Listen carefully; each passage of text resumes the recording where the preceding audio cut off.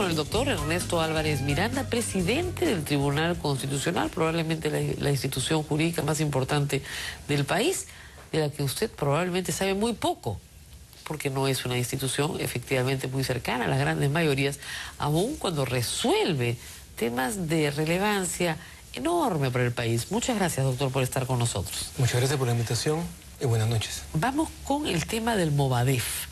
El Jurado Nacional de Elecciones está por pronunciarse y todo hace prever que van a utilizar los mecanismos legales que hay, que no son muchos, pero hay, para evitar una inscripción de un movimiento que tiene como reivindicación el pensamiento Gonzalo, que tengo acá, y que no es más que la reivindicación de actos de terror para obtener el poder. Frente a una posible acción de amparo que harán contra la resolución del Jurado Nacional de Elecciones y que llegará al Tribunal Constitucional, ¿qué consensos cree usted que hay entre sus colegas respecto a este tema?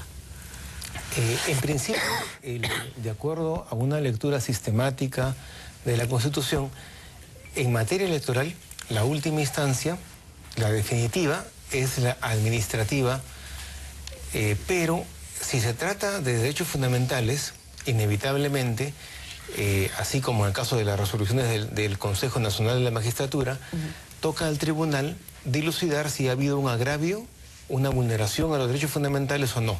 Claro, y un derecho fundamental es el derecho a participar en la vida política, que está también establecido en la Constitución. Así es. Entonces, miren, a mí me han violado mi derecho fundamental y por lo tanto me voy al tribunal. El Jurado Nacional de Elecciones efectivamente resuelve en última y definitiva instancia aspectos administrativos como debe ser, pero en este caso todo hace pensar, el Movadef tiene todo el tiempo del mundo y puede utilizar todas las estrategias y recursos legales que la ley le franquee. Frente a eso, el tribunal va a tener más probablemente argumentos, va a tener más leyes, se está modificando la ley de partidos políticos. ¿Qué consenso cree usted que exista?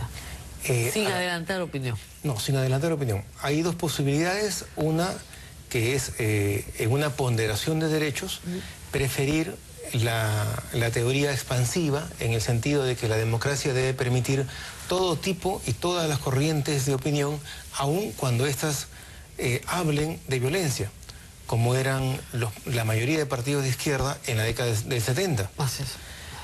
Y la teoría restrictiva, que es aquella que preconiza que la democracia no debe ser una democracia inocente, la democracia boba, que le denomina ya la doctrina constitucional, y que debe estar atenta para todos aquellos enemigos que pretenden destruirla, apelando a sus propios instrumentos jurídicos y políticos.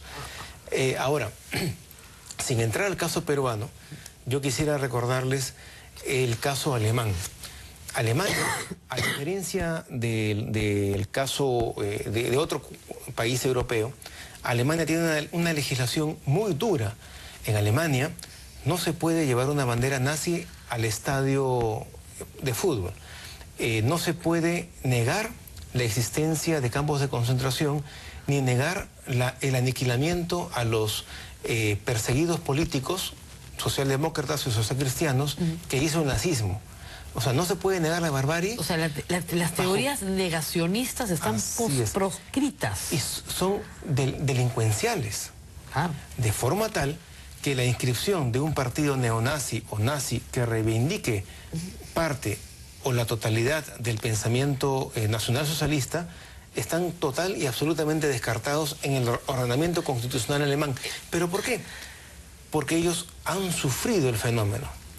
Por tanto, de acuerdo a la teoría restrictiva, se podría argumentar lo mismo. El Brasil no ha tenido un fenómeno subversivo terrorista tan cruel como sufrió el Perú.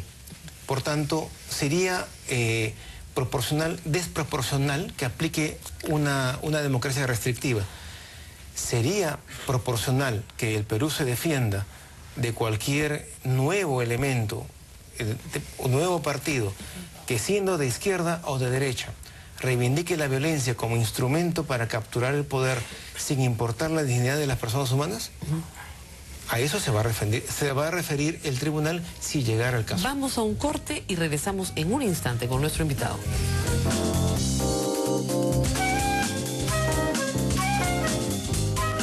Bueno, siempre es interesante ir a la experiencia comparada, a la jurisprudencia de otros países para entender cómo defendernos de estos fenómenos.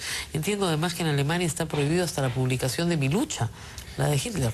Es así, tienen una democracia y un ordenamiento constitucional diseñado para que jamás se vuelva a repetir esta experiencia, la experiencia que han sufrido. Y una opción del tribunal y del Perú en general es recoger esa experiencia jurídica y trasladarla a nuestro ordenamiento de acuerdo a una lógica y a una flexibilidad, por supuesto. A ETA tampoco se le ha dejado a ETA inscribirse, o sea, Batasuna no... Pero por un elemento diferente. Batasuna se le probó conexión, vinculación con ETA, que es el aparato militar.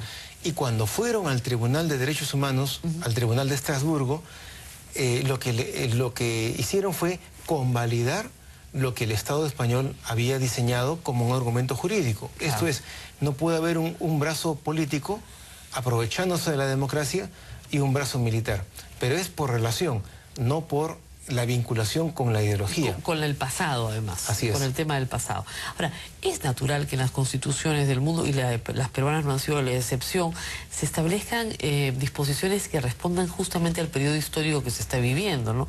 Por ejemplo, la Constitución del 33 prohibía la reelección y prohibía siquiera que fuera propuesta y condenaba a aquel que la propusiera, porque claro, se salía del periodo de Leguía. Entonces, suele pasar eso históricamente, ¿no es cierto?, cuando se han vivido procesos muy dramáticos. Bueno, entonces esperemos que esto llegue al tribunal y haya esta ponderación de teorías y se resuelva. Y además hay un elemento de que lo que resuelva el Jurado Nacional de Elecciones y eventualmente el propio Tribunal Constitucional seguramente va a ser llevado a la Comisión Interamericana. Por supuesto que sí. Por tanto, la argumentación, la motivación de lo que se resuelva tiene que ser abundante, tiene que ser una doctrina jurisprudencial muy sólida y tiene que recoger el derecho comparado para tratar de blindar la decisión del Estado peruano, si ese fuese el caso. Sí, nosotros desde acá hemos estado advirtiendo eso desde hace muchas semanas, es decir, acá se tiene que hacer un caso muy sólido, buena legislación interna, buena justificación de toda la causa y finalmente fallos que sean bien fundamentados. Esperemos que así sea, bueno, tenemos el compromiso de que así va a ser. Ahora, hay mucha preocupación entre el público, le digo, que ve lejano el tribunal, porque dicen, cuando vas al tribunal, todo el mundo sabe cuándo entra, nadie sabe cuándo sale, ¿no? Causas que demoran años, tiempos. ¿Por qué hay tanta dilación en el Tribunal Constitucional? En principio somos 7 magistrados. El cuerpo de asesores es un cuerpo, si bien es cierto, de mucha calidad, pero numéricamente también limitado. Si entran 8.000 causas durante un año... ¿8.000? Fluctúa entre 6.000 y 8.000 causas promedio durante cada año. Ya, es de esas, para que le quede claro al público, ¿de esas cuántas son habeas corpus y amparos? Tutela de derechos, aproximadamente más del 80%. Lógico. La excepción son los procesos de inconstitucionalidad o de competencia, ¿cierto? Ok, entonces a esos probablemente se abocan... Con mayor prontitud, incluyendo amparos y habeas corpus que son de singular importancia o relevancia para la sociedad en ese momento. Están en giro, claro, porque deben entrar muchos habeas corpus que ya simplemente son por sustracción de la materia, ¿no? De aplicación inmediata del precedente constitucional. Por ejemplo, habeas corpus de personas que quieren que el tribunal vuelva a evaluar las pruebas ya merituadas en el proceso penal. Entonces, de cajón ya prácticamente